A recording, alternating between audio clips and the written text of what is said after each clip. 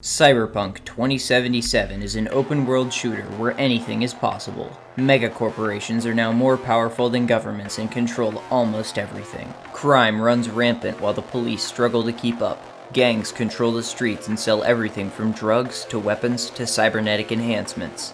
You know, I thought this would have happened a lot sooner than 2077.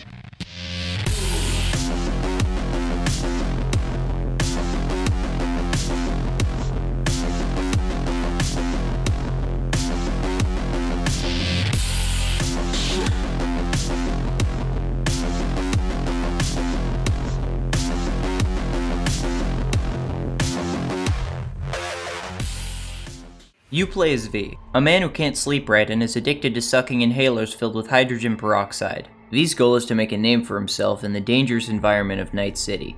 After downloading software from the Pirate Bay without an antivirus, V contracts computer AIDS, and Keanu Reeves enters his mind. V only has a few weeks left to live, so he has to stop it. Stopping it apparently means cleaning the gene pool of any criminals the game says to kill, in order to progress the story. Playing this game's story was, at its best, an interesting journey of watching V and Johnny, who originally hated each other, going to form a close bond with each other as two halves of a whole person. At its worst, it's explaining some mission I don't care about, and please stop talking, I just want to play the game I paid $60 for. The story overall was good and the characters themselves were enjoyable, but the only issue I had is how much they talked and how much dialogue there is in the game. Characters seem to have the need to over-explain what I'm doing when it could easily be cut down by a few lines. I don't want to know how many hair follicles the guy I'm supposed to kill has, I just want to kill him. Making me talk to someone, then follow that person slowly only to talk some more is the game design of a madman. But this could be because I'm incredibly impatient, so take what I say with a grain of salt. The main reason I'm not going to fully explain the story is because it isn't worth it. This game's story isn't some blockbuster narrative that's going to change your standard of good stories, it's just decent. And also, neither you or I want a 20-minute video of an explanation of the game's plot when other channels have done it better. But before we start, you have to create a character. The entire point of Cyberpunk's character customization is to replicate what it would look like if you stared directly into the elephant's foot at Chernobyl for an hour straight. The best option is to make your character look like they eat match heads and sniff glue for fun. After making your genetic abomination of a character, you assign skill points to your attributes. Then you get to choose one of 3 career paths, those being an extra in Mad Max, joining the Crips, or sacrificing your soul to Amazon to get a job as a corporate businessman. Each of these has unique impacts on your game experience, like for example, choosing Corpo gives you the ability to run down lower class people in your car while having minimal legal repercussions. Street Kid automatically gives you 5 stars from police, and Scab bans you from using any form of weaponry higher than a club, and it doesn't allow you to progress any further into the skill trees regarding intelligence. I chose the Corpo path, because much like the rich in real life, I have no problem using the less fortunate as a staircase to glory. But unfortunately after about an hour, the main story kicks in and the only thing it leaves you with is some different dialogue options that don't really affect the game. But hey, even if it did, would you really care? This isn't a Telltale game. Now, let's talk about the game's attributes. Attributes are those points you assign to categories at the start of the game to determine what kind of playstyle you are going for. The only 2 that are important are body and reflexes, so just get rid of everything else. You have 2 types of upgrades, one for the skill itself and one for the skill trees within the attribute.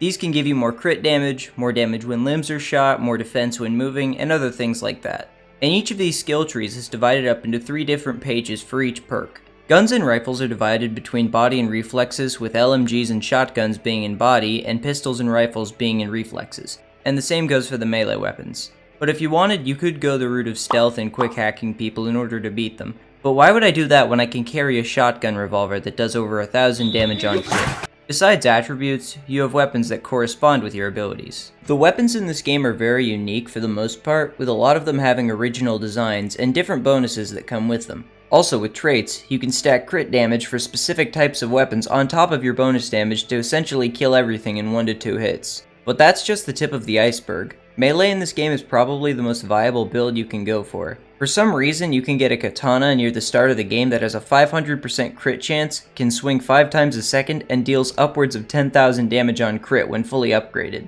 So, that's pretty balanced. I don't know who at CD Projekt Red was smoking crack when they made the melee weapons, but thank you. The only thing guns have against the ridiculously overpowered melee builds is its range, seeing as my sword isn't 30 feet long. Also, there are several cybernetic weapons you can buy from vendors around the city, such as the Mantis Blades, which are self-explanatory, and the Gorilla Fists, which remind me greatly of my ancestors. From these vendors you can also buy many upgrades for your body, such as better legs, stronger bones, and even cyberdecks, which are definitely not filled with Chinese malware. So we've gone over story, character customization, attributes, and weapons. So what's left?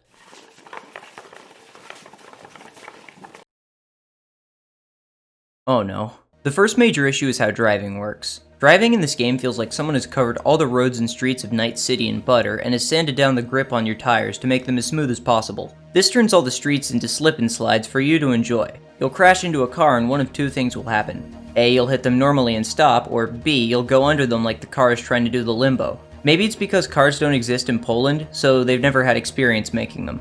Another problem is the police. In most games with cops, if you commit a crime, you have a bit of time before they show up to your location and try to kill you, usually in cars or on foot.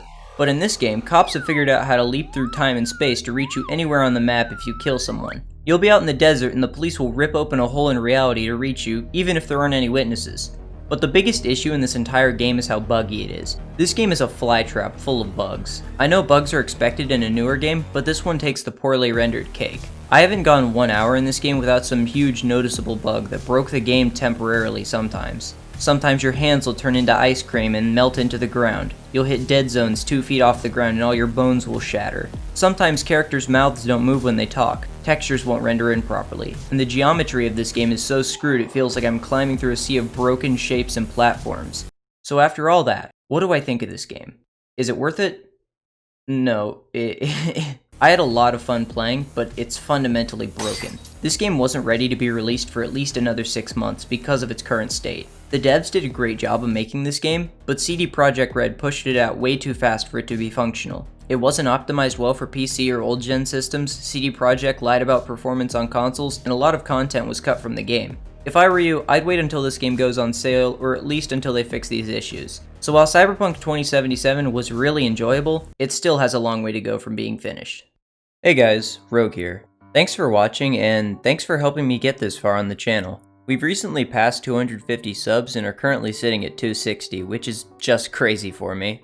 The algorithm seemed to like me for a few days, and that brought a lot of new people here. So if you're new, consider subscribing to support me and the channel so I can keep making content. Alright, see ya.